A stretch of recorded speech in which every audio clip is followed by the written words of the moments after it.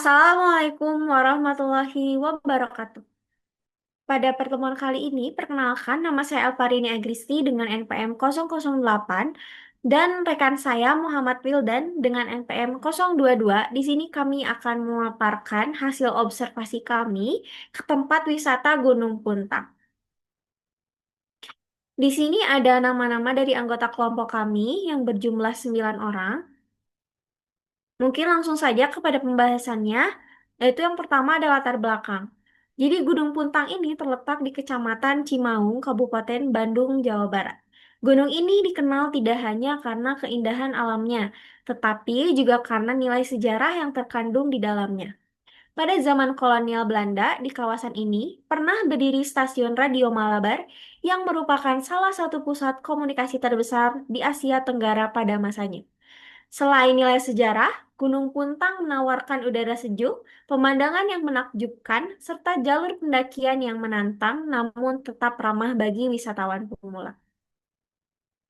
Selanjutnya di sini ada permasalahan yang terjadi di Gunung Puntang itu sendiri yang sudah kami tanyakan kepada pengelola di sana. Yang pertama yaitu apa saja permasalahan yang dihadapi dalam pengelolaan wisata Gunung Puntang saat ini.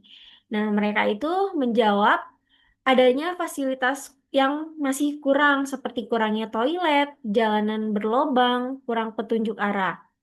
Kemudian yang kedua yaitu bagaimana tantangan tersebut memengaruhi jumlah kunjungan wisatawan. Jadi tantangannya yaitu jika ada rombongan yang ingin camping di Puntang dengan jumlah orang yang cukup banyak, mereka akan berpikir lagi untuk mengadakan acara di Puntang. Kenapa? Karena kurangnya fasilitas itu sendiri di sana. Nah, baik selanjutnya itu ada tinjauan pustaka. Yang pertama itu ada analisis SWOT. Jadi ini tuh merupakan alat analisis strategis yang digunakan untuk mengidentifikasi kekuatan, kelemahan, peluang, dan ancaman. Analisis ini itu membantu dalam merumuskan strategi pengembangan berdasarkan kondisi internal dan eksternal destinasi. Kemudian di sini ada dua teori, yaitu teori yang pertama ada pariwisata berkelanjutan. Jadi pariwisata berkelanjutan adalah pendekatan dalam pengelolaan pariwisata yang mempertimbangkan aspek lingkungan, sosial, dan ekonomi. Menurut Van Deli, pariwisata berkelanjutan menekankan pentingnya keberlanjutan sumber daya alam dan budaya sebagai daya tarik wisata. Kemudian yang kedua yaitu teori pemberdayaan masyarakat. Teori ini tuh menyatakan bahwa pengembangan pariwisata yang berhasil harus melibatkan masyarakat lokal sebagai pelaku utama. Jadi pemberdayaan ini itu meliputi pelatihan, kesempatan kerja, serta partisipasi aktif dalam pengambilan keputusan terkait pengelolaan destinasi. Baik, selanjutnya akan dilanjutkan oleh rekan saya. Baik, sekarang kita masuk ke dalam pembahasan. Yang pertama itu ada SWOT analisis. Apa kekuatan dari Gunung Puntang sebagai destinasi wisata? Nah, ada beberapa destinasi baru yang menjadi unggulan di Puntang, seperti adanya Cafe Bird dengan pemandangan gunung dan puing stasiun radio Malabar.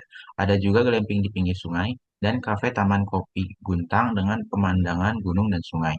Selanjutnya, apa kelemahan yang masih perlu dibenahi?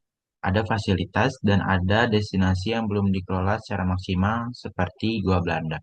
Selanjutnya itu ada peluang. Apa yang bisa dimanfaatkan untuk mengembangkan wisata ini?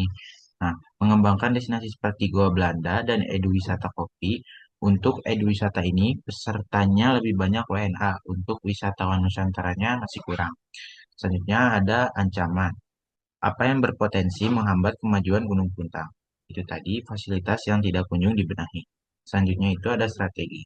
Strategi apa yang dapat diterapkan untuk meningkatkan daya tarik wisata Gunung Puntang? Kita bisa gencar promosi lewat medsos, adanya kerjasama dengan para mitra, adanya promo-promo, mengadakan berbagai acara seperti yoga di alam, beauty class di puing reruntuhan Belanda. Selanjutnya itu ada bagaimana strategi promosi pengelolaan lingkungan dan kerjasama masyarakat bisa diterapkan. Dengan adanya LMDH, salah satu bentuk kerjasama dengan masyarakat. Selanjutnya, nah yang terakhir ada kesimpulan dan saran. Kesimpulan, Gunung Puntang merupakan salah satu destinasi wisata yang sangat potensial di Kabupaten Bandung.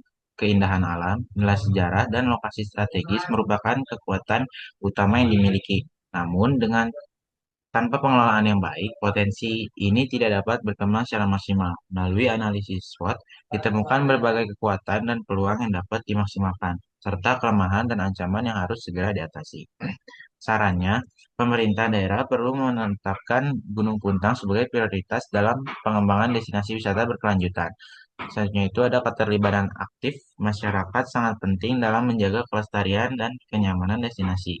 Selanjutnya ada pengelolaan harus dilakukan secara profesional dan terintegrasi, melibatkan sektor publik, swasta, dan komunitas. Dan yang terakhir, program promosi dan edukasi lingkungan perlu dijalankan secara konsisten. Oke, baik. Mungkin sekian yang dapat kami sampaikan. Terima kasih banyak. Mohon maaf bila ada kesalahan dari materi yang sudah kami sampaikan. Sebelumnya terima kasih. Wassalamualaikum warahmatullahi wabarakatuh.